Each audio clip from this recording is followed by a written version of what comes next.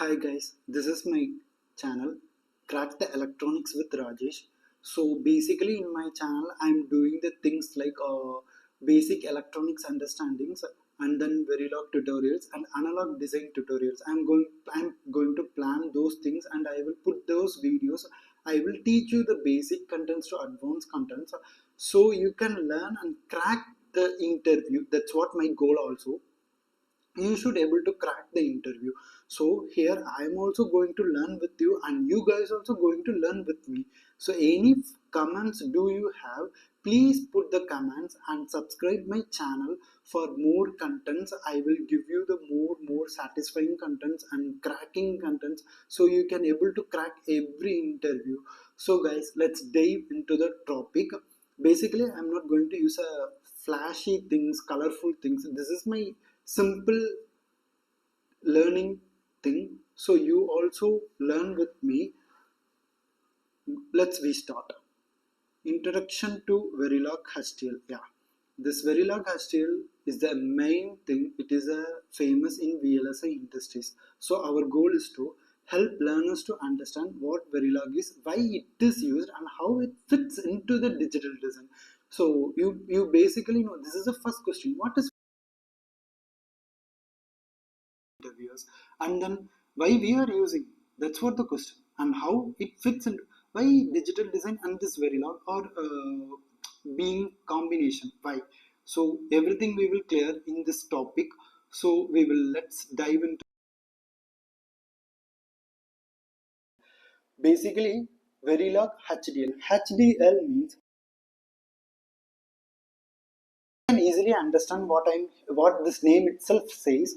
It describe a hardware by a language.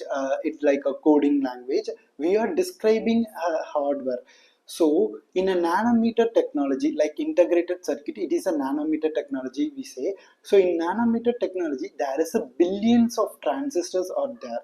So you should able to say how this transistor should connect with each other to produce my desired output. Like NOT gate means we need a inverted CMOS circuit. So we are describing it through a hardware description language. It should be act as a NOT gate and it will produce the output, inverted outputs. That's what the hardware description language. So it basically describe a hardware through a language. That's what they are telling. Verilog is used to describe digital circuits and systems. Whatever that I told you, right? Digital circuits. It will describe the digital circuits and the combination of that system. So arithmetic logic units. It can perform the arithmetic operations. So it becomes a system. Like that will happen. Developed in 1984 by Phil Morby at Gateway Design Automation. So 1984, Phil Morby at Gateway Design Automation, he started the Verilog thing and it becomes blooming and it becomes famous here. Standardized as IEEE 1364. This is the standard things you should know about it. That's what. Why use Verilog? So why we are using the Verilog? So industry standard of ASIC and FPGA design. So basically ASIC means application specific integrated circuits. So what they are calling it as ASIC means, if you can say we are having more number of ADC chips. So ADC chip means it should perform the analog to digital conversion function.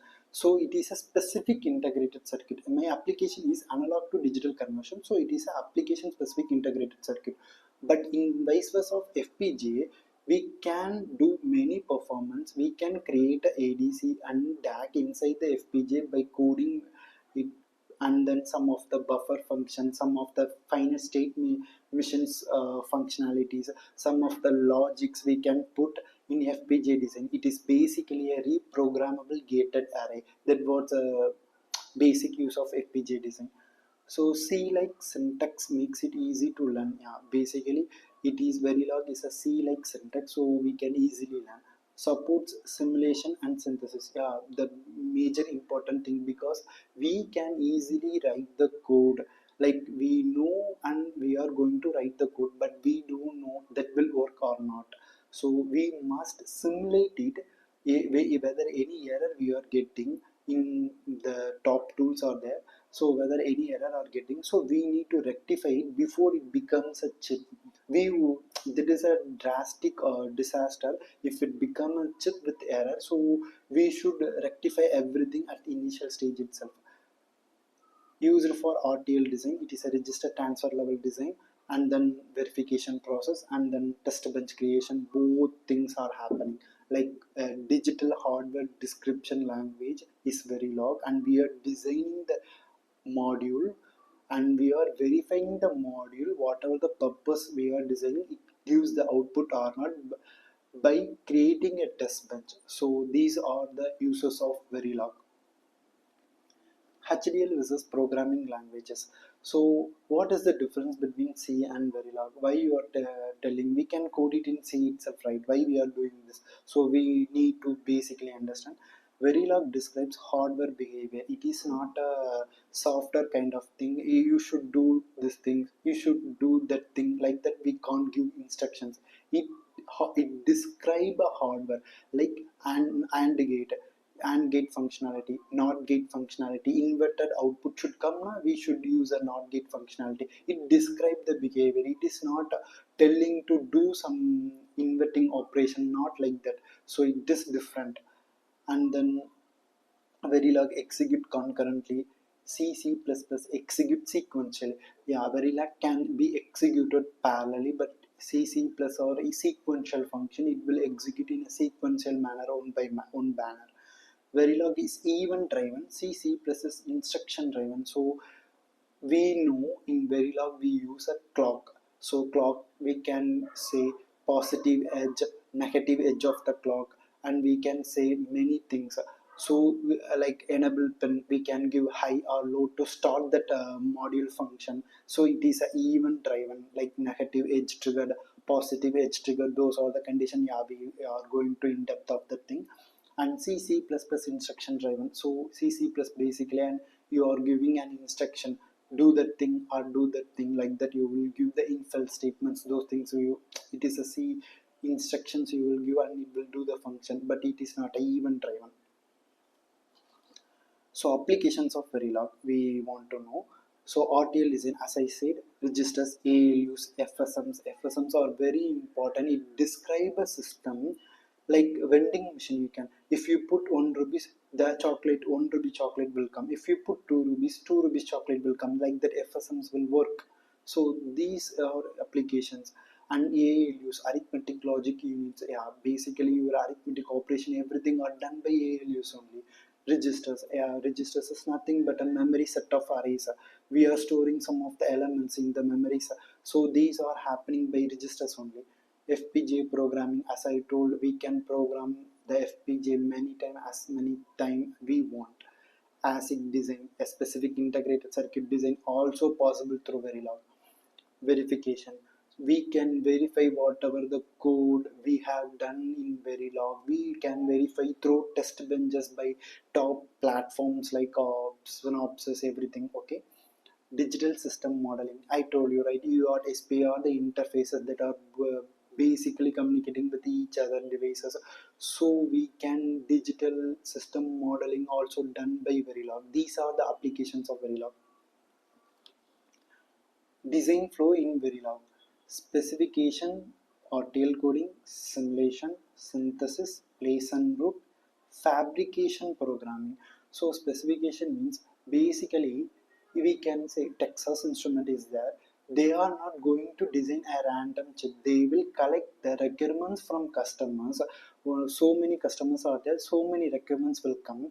They will consolidate it and they will give to the coding team, RTL coding team. So this coding team consolidated whatever the specification they got, they will code for that specification, and then they will start simulation whether the code is correct or not, whether any mistakes are there, whether we need to change or whether we need to optimize more, whether we need to reduce the lines. Everything will happen in simulation. Synthesis, it is a creating a final netlist that will given to the physical design team.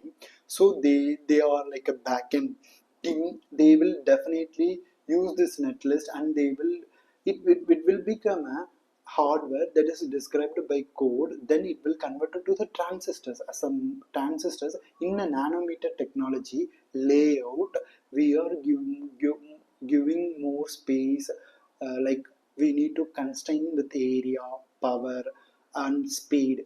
Those are three main characters in VLSI. So these guys will take care of that. They will route and place according to the area, speed and power constraints, and then fabrication process of the chip, and then programming of the chip after post silicon. We call it as a post silicon. Verilog file structure. So basically .b extension used for Verilog source files.